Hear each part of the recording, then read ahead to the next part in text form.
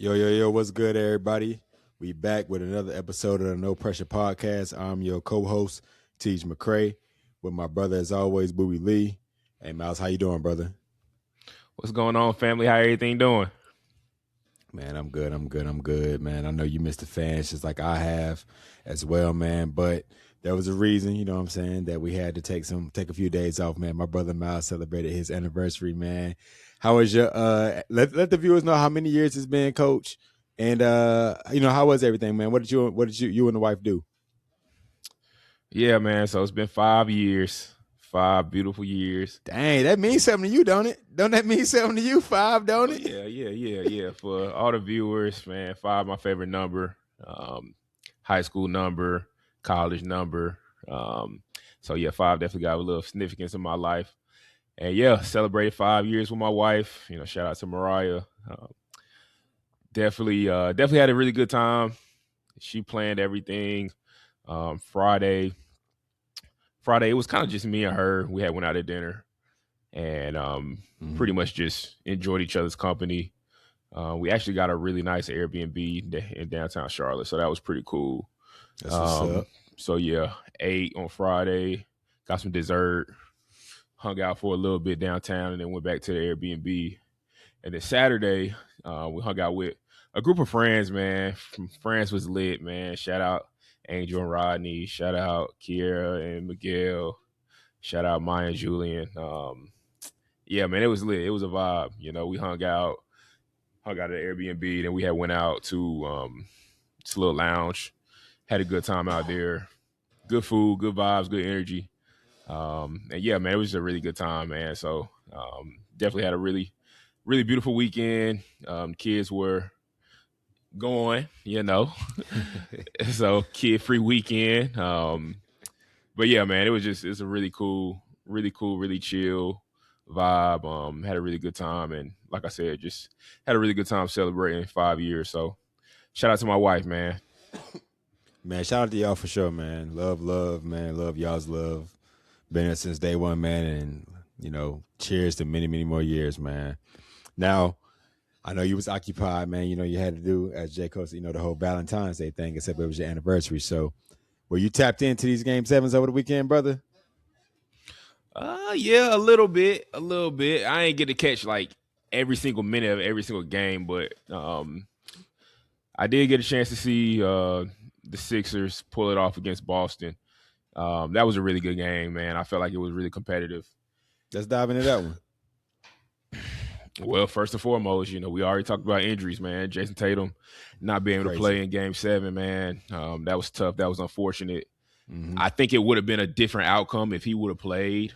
But obviously, coming off the Achilles, Boston's definitely going to play it safe when it comes to his health, and don't want to have any like bad long-term ramifications for him if he were to play. So, with that being said, Sixers pulled it out on the road. Embiid was a man child. Shout out to Embiid, man. Like, great performance. Hall of Fame performance, man. Like, on the road, Game 7, season on the line. He went in there. He handled business. He scored at all 3 levels, 3-point line, middies, in the paint. Just dominant. Just a super dominant performance. VJ Escom. I think didn't we talk about VJ? I think we talked about VJ last pod. We did. But I think you had mentioned him. Or it might have been last season. It might have been last season. But I think you had mentioned him. You had mentioned him in a bright light, and he played really well. He did not play like a rookie. He played very poised, very comfortable, super athlete, lives at the rim, is a blur in transition. So he played really well. Tyrese Maxey, he gonna do his thing. Paul George, he did his thing too. So it was a gutsy performance. It was a gutsy performance, man. I was very impressed, and the Sixers they look legit. They look legit for sure. Coach, I wanted to ask you a question, man, about something that stood out to me as I was watching the game. So in the third quarter, there's a stint where like the Celtics were extremely small. And like JB was at the 5, I feel like at one point. He was probably the biggest player on the court. And I mean, there was nothing they could do with Embiid. And like it was like a stretch in the game in which Embiid was just taking over. But he had that. Joe Mazzulla and the Celtics had that lineup in for a long time. Did you happen to catch that? I didn't. I actually, the part I caught the most was probably the fourth quarter. I didn't really watch like the entirety of the game, but I did catch the fourth quarter. But that leads me to ask you, just in terms of the Celtics play style, and we might have talked about this last season. And I know Joe Mazzulla, he's been getting a lot of heat for this, but like I think it was a stretch in the fourth quarter where they shot like 6-7 threes in a row. Bro, to start the game, they was firing off a bunch of threes, bro. I mean, that's just the Celtics' identity. I feel like I'm sorry I cut you off, Coach, but I think I know where you're going with this in the sense of like living and dying by the three. And the Celtics, they, you go by analytics, good shots. You know what I'm saying? Like I'm all for a three ball, man. As long as it's like I feel like it need to be catch and shoots. If you get catch and shoot threes, I think those are what teams want, especially in today's NBA. Now, when it comes to like shooting off the dribble threes and things in that regard, where the percentages drop drastically, that's where my issue resides. But I also feel like too, when you're settling for threes, when Philadelphia was doing that early in the series, like it wasn't going well for them. But when they started to go to the basket, same thing with the Minnesota Timberwolves, in their series, you start seeing success. The closer you can get to the rim, the percentages go up higher on baskets made. But with Joe Mazzulla and the Celtics, with Jason Tatum being out, Luka Garza getting in foul trouble early. The other big, I think Quinta, him getting in foul trouble. I mean, they just had no one for Embiid. Like, and Joe Mazzulla said that, bro. He was like, "What changed is Joel Embiid played. Like, they didn't really have to worry about him in the regular season." And I mean, Joel Embiid is not a player you have to game plan for him. He is one of the greatest bigs of all time. He's extremely good at drawing fouls, getting your bigs in foul trouble. He's extremely skilled.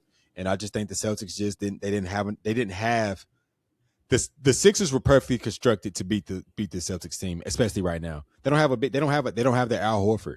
That's the value in the Al Horford. You know what I'm saying? Your starting center gets in foul trouble. Al Horford comes in, a proven vet, stretches the floor out, a proven defender.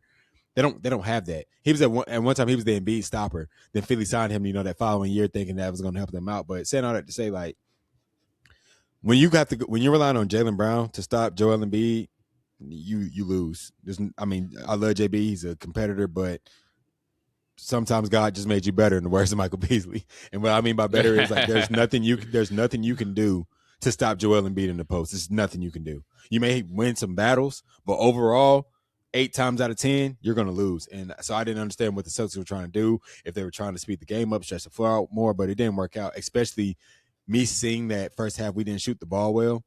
I don't know about going small. We got to figure out a way to stop Embiid. Let me ask you this, bro. Like, how you feel about Jaylen Brown getting on this little stream or Twitch, whatever it is, and pretty much just kind of going after the – well, I'm not going to say going after the refs, but he just had a lot of criticism of the refs. Said Embiid flopped a lot. I mean, how do you feel about guys, especially directly after the series is over, just getting on these social media platforms and, just expressing their feelings? So, bro, I saw what he said, and like I look at it both ways. Like, bro was just really expressing himself. Did he have to do that publicly? No. He could have called, one of the homies, said what he had to say. I call you after games and stuff. I vent to you. I don't really go online and vent. I don't think that's the place for that. And then also too, I didn't respect it because y'all blew a 3-1 lead. Like y'all were up 3-1. Let's not make it seem like, I mean, yeah, it was game 7. Yeah, you may feel like he flopped in that game, but there are other factors that went into y'all losing that series. And you're saying, I mean, we know players flop, and you're saying it's ruining the game, but that's why I think we talked about that earlier. I think in episode 1, I was like, who do we blame? Is it the players or the refs? Like, yeah, players. The referees are calling the foul. He said, Joel Embiid is big and flops. It's ruining the game. Who's right and who's wrong in that situation? But to answer your question, I don't know if I would have went online with it. I mean, I ain't really mad at Brett for it. He's just venting. That's not my way of going about venting. But I guess Brett just wanted to hop on his Twitch and say how he felt. But what's your thoughts about it? Yeah, I'm not really a fan of it, bro. Keep it hot. like you said, I understand guys expressing themselves. It's 2026. These athletes have the freedom to say what they want to say on their platforms, and it's a beautiful thing that athletes have, that luxury to do so. But oh no, I'm just old school, man. Like, why you gonna get on social media? Why you gonna get on, your social media platform and say all this negative stuff? Embiid flop. Oh, the ref sucked. Oh, like, why? Like, why? Like, if you want to express yourself, if you want to get some shit off your chest, call one of the homies. Call your coach. Call whoever, man. But I'm not really a fan of just guys just getting online, especially directly after the series. Shit. Let it marinate for a little bit before you actually, Bro wasted no time. Yeah. Like, shit, just like directly after they got done. All right, man, I'm getting on social media. Let me pop my shit. But I don't know, not really. I'm not really a fan of it. But like you said, bro, I see it both ways. Like, these guys have the luxury to do so. So why not? You know what I'm saying? And I also feel like too, it's kind of a way for athletes to express themselves and actually show that, we're human, Right. interact with the fans a little bit. Like, Right. I think that's the cool thing about it, but I think it's a certain way to go about it. I ain't really necessarily a fan of guys just getting online, especially after the series is over, and just immediately just going after refs, going after Embiid, blah, blah, blah. Embiid played a great game. He should have been tipping his hat to Embiid for real. Yeah. Calling a spade a spade. You should have got on your Twitch and celebrated him a little bit. But Embiid told him straight up in the game, he said, I'm not gonna guard you. Like, I'm not gonna guard you. Like, Embiid was winning the psychological battle, bro. Because JB taking it on some like, bro, you guard me on the other end. Like, no, no. I don't know why you're guarding me. If I'm Embiid, I'm thinking, I don't know why you guard me, bro. You don't stand a chance. But yeah, bro. Yeah, man. So I was impressed with the game itself. Like, I feel like it was back and forth. Boston actually battled back, which was impressive. But in the end, Embiid, he flexed his muscles, man. He was the best player on the floor, and typically the best player on the court, his team typically win a lot of the times. So Embiid was the best player on the court, and his team won, and they moving on to round two. Mm-hmm. Yep. So the other game that took place was the Cavs and the Raptors. I'm gonna just say, like, again, injuries. Once again, little knee injuries, man. Brandon Ingram unable to play due to his heel injury. I think he makes a difference in the game as well. But saying all that to say, the Cavs, man, Jared Allen, I think he had like 22 points and 19 rebounds. He dominated. He dominated, man. Donovan Mitchell started slow early and picked things up. But one thing that I seen surfacing on social media with Dennis Schroeder, Donovan Mitchell had a bad turnover, and it was really a bad little 2-minute stretch. But in this particular moment, it was a turnover. He tried to split two guys, lose the ball, and pretty much slowly gets back on defense. And the Cavs score in transition. And, Schroeder like pointing, and, he say something, whatever. But say they addressed that in the media, and Donovan Mitchell was like, man, I love when my teammates hold me accountable. One of the first things that Dennis Schroeder told me was, I hope that, I could be honest with you. I want you to be honest with me. I feel like that's going to, correlate to success. So Donovan Mitchell said he really appreciated that. But, one of the things that I know that I see on the high school level a lot that, these kids struggle with is being held accountable. So what are some of your thoughts, seeing, hearing that Donovan Mitchell welcomes that, and Dennis Schroeder not being scared to tell the superstar, the star player, the face of the organization, pretty much holding him accountable? How do you feel about that? Nah, I mean, I feel like that was a great moment, bro, for real. Like, I was watching the game live, and Donovan Mitchell, he had, like you said, he had a bad little stretch, but that play in particular, I mean, he out of control, trying to split the double team in transition. Like, it was just a bad drive. It was a bad turnover, which led to a bucket on the other end. Like, this is game 7.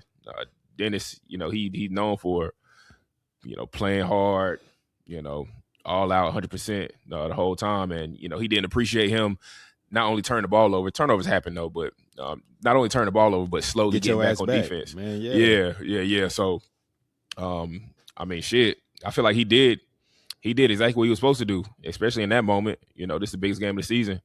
You turn the ball over, and you compound it by walking back on defense, jogging back on defense. That's not acceptable. That's not going to win us this game. So I feel like Dennis was right for doing so. Just kind of expressing himself a little bit, get a little animated, and Donovan Mitchell, I feel like he responded. He ended up playing well. From that point on, like he actually started killing. He started really cooking for real. So, I feel like Dennis was right. He was right in that situation, and for your guys to be able to hold each other accountable, especially in pressure moments like that, biggest game of the season. I think it shows camaraderie, and I also feel like it's something where it shows that guys want to win. Right. It shows that guys actually want to, make a run in the playoffs, not just make the playoffs. So, I feel like Cleveland, they dangerous, man. I think they dangerous just for little shit like that, just for little small, minute shit like that. Dennis Schroeder, he's a winner. He's been in the league for a long time, and he's sustained a role in the league for a long time. So, that's a piece that you want to have. Donovan Mitchell led Germany to a FIBA World Championship. No, facts.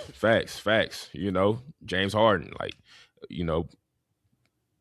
we gonna get to James Harden, but I feel like the Cavs, man. I feel like they got a good team. I don't feel like they're gonna make it out the East, but they're gonna be a tough out, though. I will say that. I think they'll be a tough out for any team. Now, hold on. You don't feel like they're gonna make it out the East based on what you just seen? Because prior when the trade happened, bro, you said you like Cleveland a lot.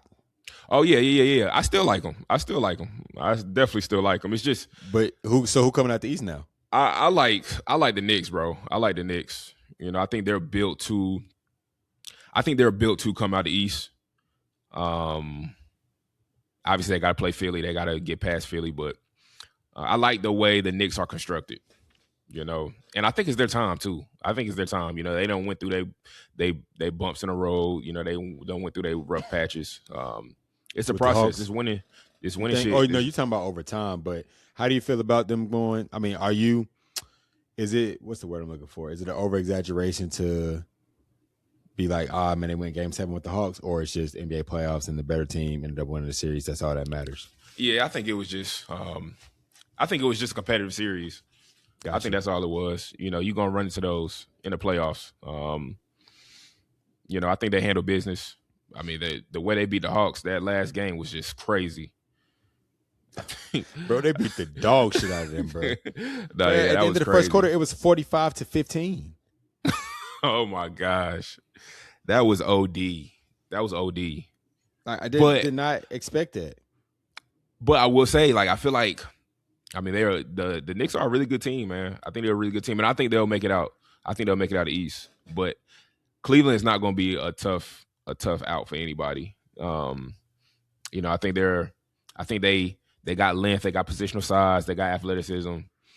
If James Harden can be the guy that we all know he can be, they'll be a tough out. But I want to go ahead and dive into this conversation that that me, you, and our good friend Des has had about James Harden. I think I said before Game 7. If James Harden, if they lose, if the Cavs lose, it's, to me, it wasn't going to be that big of a deal. It wasn't going to be no stain on Harden's legacy. It wasn't going to be no stain on his career. I didn't feel like it was going to be any, oh my gosh, James Harden is not at that level that we all thought he was. Nah, it wasn't going to be that. I feel like James Harden has solidified himself as top 3 shooting guards of all time, no matter what the results are at this point. He's on the tail end of his career. He's on the back end. This is not his team. This is Donovan Mitchell's team, and I think that's very clear. So, me personally, I felt like it wouldn't have been a stain if they lost, for real. But I think you disagree with me. Talk to me about that. So I don't want to use the term stain on his career. Like you said, his shit already cemented, but he does have a reputation for his playoff career. James Harden is James Harden. But when it comes to his playoff career, he is notorious for underwhelming performances when moments matter the most, or being a part of teams in which bad shit happens.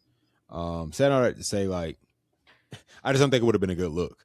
Not attaining his legacy, like you said, MVP winner, one of the best scorers of all time, one of the best shooting guards of all time. That's already cemented. But when we talking about him as a playoff player, like he ain't amongst the elites when it comes to playoff superstars.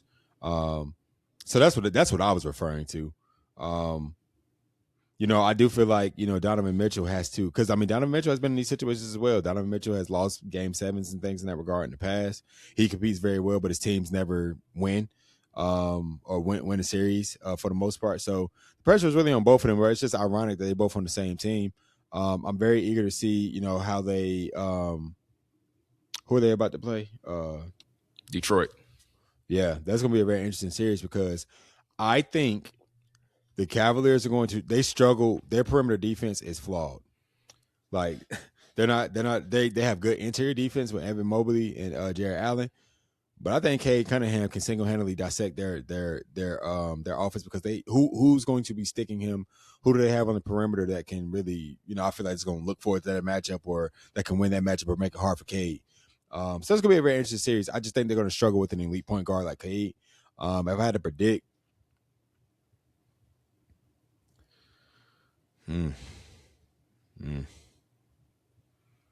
I feel like the Magic had really good perimeter defense, and that's what the Pistons struggle with. I don't know, bro. I think I might have the Pistons might be Pistons in 7, bro. Pistons in 7? I got Cavs, bro. I got Cavs. In what? I probably got Cavs in 6. Cavs in 6. I got Cavs going to steal game 1 tomorrow? Yeah, not for sure. Oh. For sure. Oh, man. Yeah, I'm calling that one now.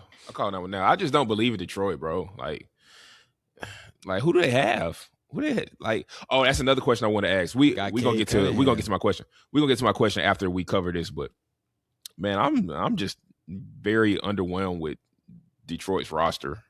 Like, don't really have too much shooting. I feel like, Duncan Robinson, yeah, you can put him out there, but then who he gonna guard on the other end? Hey, if Tobias Harris keep playing the way he playing, bro, hey, because he had a good game 6, I got to tip my hat to Tobias. He played well. He had a good game 6 and a good game 7. Then, like you said, Duncan Robinson. But I feel like when your best player is what 6'7", 6'8", number one. When your best player is that, who also has the ball in his hands majority of the time, initiates your offense and has an ability to score, that elevates your team's chances to win because the ball is in their hand. You want it in their hands regardless to either score or make the right play. Cade Cunningham is that, and I feel like the Raptors didn't have that. Scotty Barnes is good, but he can't score at the level of a Cade Cunningham. Whereas, again, that's who the Pistons have, and they have a good composition around him. I do feel like Jaylen Durant's going to I think so for now. To me, to beat the Cavs, bro, yeah, because, who's going to be guarding him? And then I feel like when I say pressure, like, Jaylen Durant has to have a good series. He has to have a really good series. He has to put pressure on Evan Mobley and Jarrett Allen. Jarrett Allen, to me, is an underrated piece. If you get Jarrett Allen in foul trouble on the Cavs, I think you increase your chances of winning. But, Cage is going to put pressure on Harden and Donovan, whoever's going to choose to guard him, because who's going to guard him? That's the question. That's the real question. And that's my thing. I don't know. They struggle. I feel like they're going to struggle with their perimeter defense. Like, again, if the Cavs were to play the Knicks, I think the Knicks going to watch because who's going to guard Jalen Brunson? Like, I just feel like they struggle. But see, the difference between Jalen Brunson and Cade Cunningham is 6'8". But you see, one thing that I like, though, like Donovan, he a competitor, bro. Like, he rides to most of the time, I ain't going to say every time, but, like, he rides to the level of competition. Like, if he guarding Cade, if that's the matchup, Donovan Mitchell versus Cade, like, Donovan going to get up for that. Like, he gonna be there night in and night out, and if anything, he probably gonna get the best of him. He probably gonna get the best of him. Like, now that we talking about it, like he's definitely capable of getting the best of Cade. Like, Cade's still wet behind the ears. He's still young, still just fresh. Got out of college not too long ago. Man, Cade, yeah, Donovan, but Cade look for it, bro. Cade was behind his basketball years, bro. I think he got that it factor, bro. Some guys got that on some D Wade shit. D Wade his third year in the NBA, bro. Won the NBA championship. I'm not saying that's what Cade about to do, bro, but I ain't about to. Cade was beyond his basketball years, bro. What the Pistons did, bro, I don't think we can shy away from. I think it's enough to beat the Cavs, though. Like I said, I feel like the Knicks gonna come out the East too. But when it comes to this upcoming series, bro, I would not be surprised if the Pistons win in 7, bro, off the strength of Cade Cunningham being the best player in the series. He's going to be the best player in the series. You said earlier, the best player, if your best player plays a good game, more often than not, you're going to win. I think that's what we're going to see, Coach. I genuinely do. I want to talk to you. It's on wax, brother. It's on wax. So we can fall back on it. I want to talk to you about something that's kind of been circulating in my head, like I said, ever since the playoffs started, really. All right, so like it's kind of to the point now where we have like some really, really good players in the NBA, but and I'll use the Twins for example, Asar and Amin Thompson. Like these guys are really, really good. Like I love Amin game. I love Asar's game. Like they're really good, but they're non-shooters. Same thing with Dyson Daniels. Like, I love Dyson Daniels. I love what he brings to the table. He's a tenacious defender, steals left and right, deflections left and right. You're not going to get by him, but very reluctant shooter. Like, do you feel like it's a space? Do you feel like it's a space where guys like that can continue to thrive in the NBA? Or, yes. Okay, talk to me about that. Because and the reason why I say that, the reason why I asked the question is because I feel like the Lakers did a fantastic job of just basically not guarding Amin Thompson. You live with that. Like in that scenario, KD not playing, you live with that. We'll help off, but like he needs to be scoring around. And then I mean to cut you off. But it was kind of the same way with Dyson Daniels. Like the Knicks, like legitimately did not guard him, and like Dyson Daniels just makes it hard for everybody else on the floor. So with that being said, you still feel like it's a space for guys like that as long as they bring it on the defensive end, but offensively, all right, other teams not guarding me, like I'm fucking up the spacing for everybody else on the team. Like, are we gonna phase out of that or what? No. So then they're elite defenders. Like all they have to do is work on their three in the offseason. Like these are young players that you're referring to. They got an abundance of time to improve their jump shots. They just got to work in putting their jump shot, making their jump shots more effective.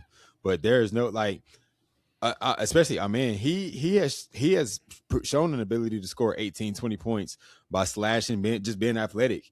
I feel like they need to just be standing still in the corner or doing some shit like that? Hell no. Cut. Your man's leaving. You need to be cutting. You need to be slashing, being effective. But like I said, also prioritizing, like, all right, in the offseason, one of the things I need to improve on is my shooting so I can be respected. I look at it like Draymond Green when the Warriors were most effective early in their career. Draymond Green was a decent, a spot up 3-point shooter.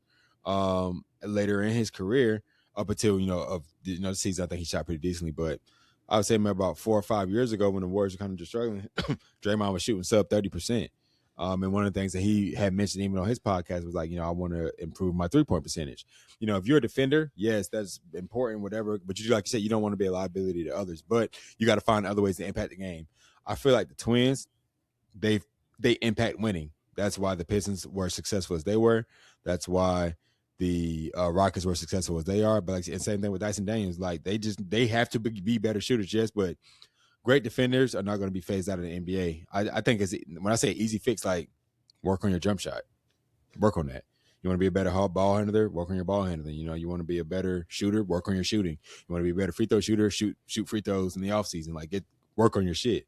So I don't think by no means it's going to be phased out because the playoffs have shown, I don't know if you've been paying attention, but like it's been very low scoring. A lot of the playoffs have been very low scoring. There have been teams who ain't cracking 100, but that's damn near the norm. In the NBA these days, bro. But I think that's because of good defense. Like the offense go come and go in the postseason. Like we've seen that several times in the playoffs. We've seen that several times in the NBA. That's just the way that it goes. And I feel like the better defensive teams tend to win more often than not because the possessions are a little bit more. They're rarities. They're rarities to a successful possession. Getting a bucket or whatever the case may be. Again, we look at this again. The Celtics. It was just unfortunate. We've seen the Celtics time and time again, knock down threes, or whatever, but they did not knock them down yesterday. They shot a terrible percentage, and they end up losing the game. But Could they have been better defensively? Of course they could have. I just questioned Joe Mazzulla in their lineup with JB at the 5. Like, I don't know what the hell they was thinking, but defensively that was terrible. And Joel Embiid and the 76ers had a great 4-minute stretch off of that. So to answer your question, no, I don't think it's gonna be phased out. I think that's impossible to phase out. I think if anything, they're showing that shit, man. I'm willing to guard these guys. You got to have guys that can guard the other team's best player. I bet the Cavaliers would love a Dyson Daniels right now, but they got to have people around them. They're not built to carry your franchise. Okay, they impact money. I'm not mad at that. My only counter to that is though I like everything that the Twins do, that Dyson Daniels does. Once you get to the playoffs, bro, you gotta. I need you to be able to just shoot it, bro. I'm not a fan of guys passing up wide open shots, especially if you're in the NBA. Man, you getting paid millions dollars, shoot the ball. Yeah, work on that shit. It was a lot of times, especially Dyson Daniels. It was a lot of times where I just felt like he was open enough to shoot the ball, and instead, moves on to action, or tries to find someone to pass it to, or drives into a crowd. Just go ahead and shoot it, man. Just go ahead and shoot it. I know you work on your game in the off season. I feel like, especially in the playoffs, take open shots, make open shots. Mm-hmm. And you'll live with the results. Everybody's not gonna make every shot. Right. Steph Curry, he done miss shots before too. Mm-hmm. Right. I think guys like that, guys who are tremendous defenders, the Twins, Dyson Daniels, list goes on and on. Shit, even Lou Dort. Lou Dort is a perfect example. He was always known as a guy who is a phenomenal defender, but can't shoot. Go ahead, leave him open. You can leave him open. You ain't got to guard him. But he's shooting it, to your point. Not saying he's making them, but he's shooting them with confidence. Exactly. I feel like Lou Dort is a perfect example. He was not a shooter. He was for a long time. He was a guy that you did not have to guard. Facts. And then got the confidence to go ahead and shoot it. Once you shoot it, oh shit, I done made one. Oh, I done made two. I done made three. I done made four. Okay. Yeah. Now I'm helping my team to go along with my defensive ability. Now I'm helping my team on offense. I feel like Lou Dort is a perfect example. I'm happy he came to my mind, because he is a guy that at one point in time you did not have to guard. He was just like the Twins. He was just like Dyson Daniels. He was just like them. But think about a PJ Washington. With that PJ Washington, another example. When he was with the Mavs, it was stretches where PJ Washington was killing from the corner three, but he was also guarding the other team's best player. Not a liability. I feel what you're saying, bro. But like I said, my only counter to your kind of was these guys are young. That's something they got to be cognizant of. They got to be aware, all right, I got to improve my shooting. And I think they got time to get better at that. They just need to make it a mission. Now, if it's 3-4 years down the stretch, ain't shit changed, then yeah, now we can talk about something. I think about, again, being an OKC fan, I hated Andre Roberson. Andre Roberson could never shoot. He never could shoot. Andre Roberson never, ever developed a shot, but for some reason I always started, and to your point, literally was trash. I would bench him in 2K and start Anthony Murrow. Why? Because Anthony Murrow could shoot the ball. Shout out to the 704, shout out to Charlotte. But saying that to say, I feel where you're coming from, bro, but you got to make it a mission to get better at shooting. Like you said, damn near everybody in the NBA got to be. If you're not elite at something, Andre Drummond is elite at rebounding. Mitchell Robinson, I'm talking about them. Is elite offensive rebound. If you're not elite at something, you got to have an ability to shoot to some facet, and that goes for bigs as well. That's just what the NBA is these days. You got to be able to hit a shot, hit a wide open three. It's wide open. They can't just leave you or be elite at something. Elite. Yeah, I'm talking elite. Man, Dyson Daniels, if you listen to this, man, next year shoot them shits. You is open, shoot them shits. And you're in the NBA. You gonna fuck around and make them. I guarantee it. I guarantee he gonna mess around and make some. And then what? All right. Now it's gonna open it up for Jaylen Johnson. Now he gonna get to the rim. Now the offense gonna be way better. He gonna be able to create. He gonna be able to create for you. He gonna be able to draw the defense and then kick to you. You gonna be able to shoot. Man, you next year shoot them shits. Shoot them shits. Twins, yeah. Thompson twins. If y'all open, man, shoot the ball, man. Shoot the ball. You fuck around and make it. I promise you. Gotta get better at that shit, bro. So what are some of your so like I said, we both got the Knicks Sixers game going on in the background, but prior to seeing, what's your prediction for this series? I know you said you got the Knicks coming out the East, but what you got this series going? I think it's gonna go 7, but I think the Knicks are gonna win. I think the Knicks are gonna pull it out. I'm always like, I don't know, super mindful of Embiid's health.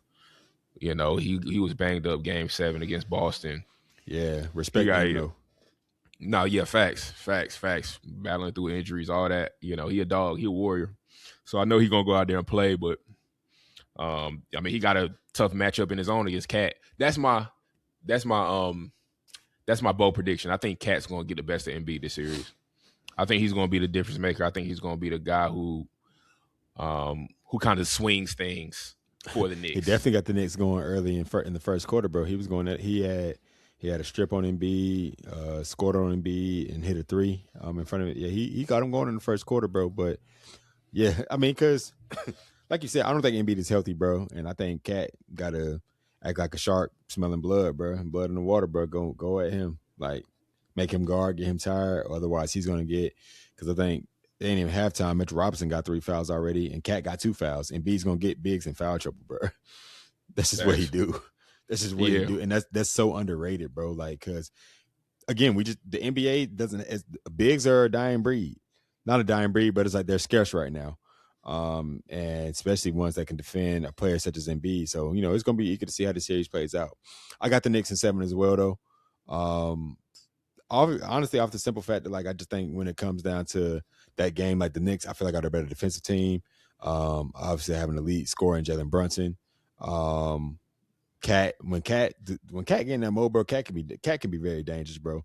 And I mean, you can't sleep on Mikal Bridges, can't sleep on Josh Harden, what he does, how he rebounds. Like you said, the Knicks are well constructed, bro. So I think when it comes down to it, I think they'll be the better team in the 7-game series by winning Game 7 at the crib.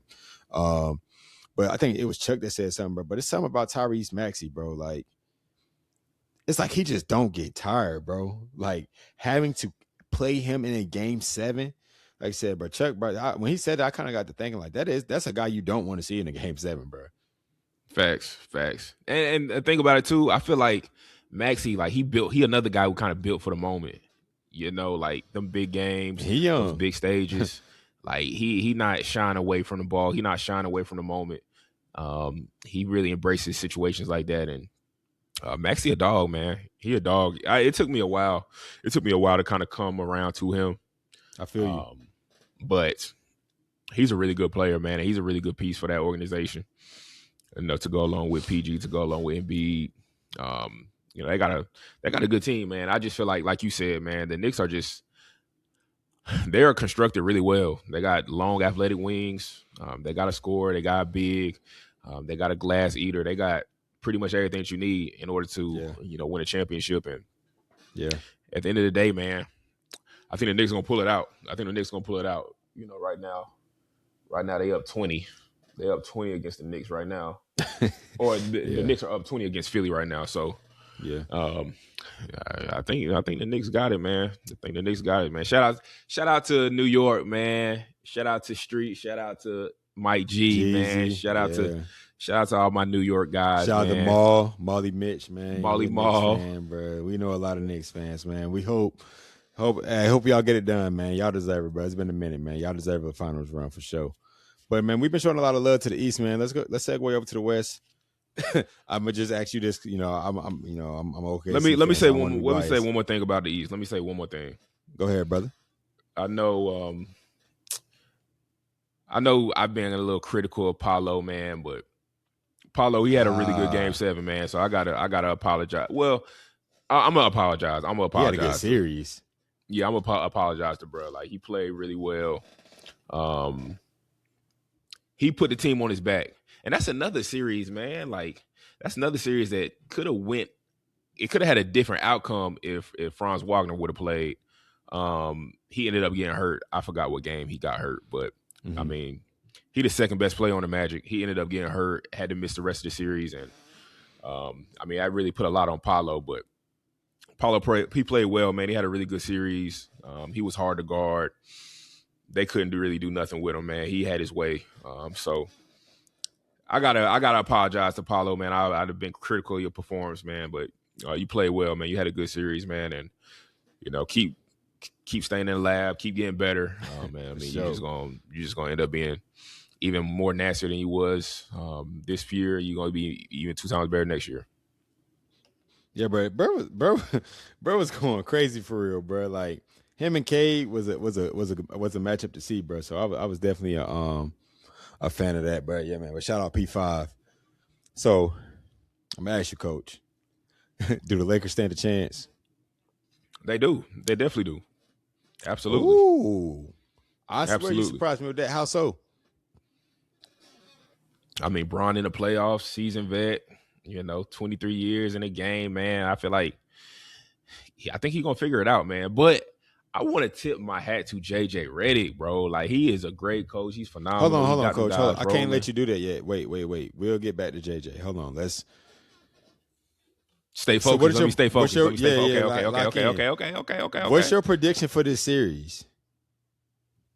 Oh, I mean, OKC gonna win, but it's not gonna be. No, no. What's the? So I'm saying I can see it go 7. I can see it go 7. Yeah. Hey, I love LeBron. I think LeBron James is the GOAT. But respectfully, with all due respect, this ain't got nothing to do with it. Without Luka alone, LeBron James, they don't stand a chance. Did you see how many y'all games? ain't got Jaylen Williams though? Man, okay. What? Bro, have you not been watching all season? Like, what? No, I mean, all right, now, listen, coach. Lock in, bro. Like, listen, bro, I know we talking about Bron. I love LeBron James. But the Lakers, I believe, do not have enough offensive firepower to sustain, bro. And you see how good we are defensively. They do not, even in the series that they just got done with, bro, like they were low-scoring victories. They struggle offensively, and you see how OKC defends. You harped on it earlier, bro. Like, I mean, bro, we got an abundance of defenders that we can throw at anybody, along with size in the paint. I just don't think the Lakers have enough, bro. Like, again, I think it's a shoe-in for OKC versus the Spurs for the Western Conference Finals. I think it's gonna be a great series, bro. But respectfully, it's gonna be. So what you think? You think it's gonna be? You think it's gonna be 4-0? 4. Oh, come on, man. 4-0 is crazy, bro. Well, y'all gonna sweep? 7 is crazy. Y'all gonna sweep Bron? What was the series when he lost to Jokic and them? When he had AD? Didn't they lose in 5? Yeah. It was 5. I mean, 5 and sweep, damn near the same thing, bro. Like, I mean, we don't. This ain't got no knock on Bron. Like, I love Bron, but again, bro, it just without Luke. Again, if Luka miraculously finds a way back, cool. But I'm gonna be honest with y'all, man. Like, OKC is really good, shit. But like, here we go. I think they can go stretches struggling to score the ball. They can go stretches too. Yeah, every team can. But I'm not knocking that. Yeah. But the better defensive team by far, also with the best player by far. On top of, like, again, OKC has shooting. We got defense. We got interior. Shooting? We don't? No, I'm asking. OKC got shooting? Yes, we do. They be knocking down the 3, bro. They be knocking down the 3, bro. Lou Dort, that's your shooter? I'm not even talking about that, but AJ Williams, bro. Like I said, Shea has he can hit 2 threes. Alex Caruso can hit. Chet can hit. You not really naming. You ain't really naming those shooters. They don't got to be elite. They just have to have an ability to defend and knock down 3s. Like, don't move the goalposts on me now. OKC has guys outside of Lou Dort, but you just gave him compliments for shooting with confidence. The guys I'm naming shoot better than Lou Dort. That's a fact. They shoot better than Lou. But the guys that you mentioned, I'm not thinking to myself, oh shit, we gotta get out there on Lou Dort. We gotta get out there on Caruso. That's fine. If you don't get out there, if you don't get out there, that's fine. Like it's again, you're moving the goalposts. Like there are not many elite shooters, Mal. It's not many elite shooters, but they have an ability to knock these threes down and shade y'all so much attention that they're wide open threes to the point to where it's like you gamble if you want to. You're going to be gambling with multiple guys. You're not gambling on just one Dyson Daniels. You're not gambling on just one Amen Thompson. You're gambling on multiple guys. You just said you shoot them bitches gonna start going in. So if you got 4 guys that are capable of knocking down these threes, which one you go pick? Because you're more focused on Shea. So I mean, you know what? You'll see. You'll see. You'll see. You'll see. Hey, I feel like OKC gonna win, but it's damn sure not gonna be a cakewalk. Y'all not gonna sweep. It's not gonna be 7. I can meet you in the middle at 5. I'll meet you in the middle. It's not gonna be 4. It's not gonna be 7, but it's not gonna be 4. All right, how about this? We'll make it interesting. Well, let's bet a Chipotle bowl, but something like if it goes 7, right? If it goes 7, since I think that's extreme, I'll get you a Chipotle bowl. If OKC sweeps, you give me a Chipotle bowl. Anything else is no bet. Okay, yeah, that's cool. All right, anything else, no bet. That's so cool. Yeah. Hey, 7, you got it. We live. Yeah, we locked in right now. Locked in. Yeah, it's on wax, bro. It's on wax. We gonna circle back for sure. Yeah, word is bond, man. Word is bond. Now, what you think about the Spurs and the Timberwolves series? And I seen earlier that Anthony Edwards is playing. Very surprised. But what's your predictions about that series? I think that one going 7 too. I think that was going 7. I think the Spurs going with win. Or without AE. With AE. I think it's going 7. I think the Spurs are going to win, but it's going to be in 7. The Timberwolves have my utmost respect, so I'm. They some dogs, but they're gonna fight. They got my utmost respect. So with that being said, what do you think? I say 6 or 7. I got the Spurs winning. I think if I had to, I would say Spurs in 6 to put something tangible together. Spurs in 6. But I think it's gonna be a hard fought 6, bro. Like bro. I've doubted Minnesota. I've said it in the regular season. Like I don't feel like they got enough around Anthony Edwards, but like Jaylen McDaniels, bro. I tip my hat, bro. He became one of my favorite players, bro. Just off the strength of him backing up what he was saying and how he played without dropping that 30 piece in that clinching game, bro. Like, bro, masterclass, bro. And I feel like the guys rally around that, and I think that's an epitome of Anthony Edwards, bro. Like he has guys that he's a dog. And we always talk about energy is contagious. If your best player is a dog and a go-getter and a fighter and don't step down for nobody, it's natural that the surrounding cast is going to embody that. So, I mean, Anthony Edwards told us first. He said, I got Jaylen McDaniels. You know what I'm saying? He said it, 2-3 years ago? We didn't know. He sees it every day in practice. So I just think the Timberwolves just embody the kind of player. They're a team that embodies the characteristics of their best player in Anthony Edwards. Facts. And another thing, too, we got to watch out for Rudy, man. Rudy Gobert, he had a really good series. He knows Joker. Wemby, bro. He knows Wemby. I think that's going to be an interesting matchup because Wemby is the heart and soul for the Spurs. Like, he the face, he the guy, he the leader. Rudy is, what you say, 4-time Defensive Player of the Year? I think. Yeah, 4. 4, yeah. 4, yeah. 4 Defensive Players of the Year is like Rudy is not a guy you just want to go at. Especially not with a big. And had who I feel like still like the best player in the NBA, and Jokic, he made it hard on Jokic, bro. Like it was Jokic struggled. He did not have a good series. Yeah. I was very disappointed in Shaq, bro. Not like giving Rudy his flowers, and just saying like Jokic was just missing shots. Like Shaq, he was missing shots because Gobert was whether he had him fatigued, whether he had him working harder. Gobert did what he was expected to do as a 4-time Defensive Player of the Year. Because typically, you think Gobert versus Jokic, man, barbecue chicken, bro. Jokic going for a 40-point triple-double. That's usually what it was in the past. I thought I didn't get the Timberwolves a chance, especially when Anthony Edwards got hurt, but they did not look back, bro. Rudy Gobert did. I tip my hat to Rudy Gobert, bro. Like you said, it's gonna be a good series, bro. It's gonna be a good series. I think Game 1 is gonna be really good. Game 1 is tonight too, right? Yeah, at 9. They about to tip in 6 minutes. Yeah, that's fire. That's fire. That's going to be a hell of a series, man. Must watch TV. Must watch for sure, man.